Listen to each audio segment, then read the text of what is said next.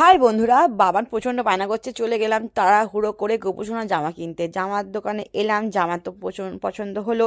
এই Santa Claus জামাটা আমার খুব পছন্দ হয়েছে, আর দুখানা জামাও কিনেছিলাম এমনি সুতির। তো বাড়ি এলাম, বাড়িতে এসে দিদান পরাচ্ছে গোপুসোনাকে জামা, নাতিকে পরাচ্ছে জামা, আর নাতনিও হেল্প করছে। তার মধ্যে গোপুসোনার মাথার টুপিটা একটু ছোট ছিল বলে দিদানটা মাথার টুপিটা একদম ঠিকঠাক করে দিয়েছে, একদম খুলে খালে।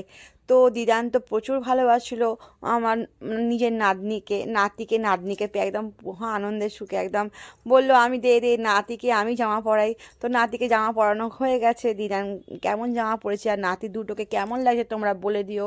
তো আমার তো খুব ভালো লাগছে গপু দুটোকে। তো এত আদর করতে ইচ্ছে করছিল যে কি বলবো।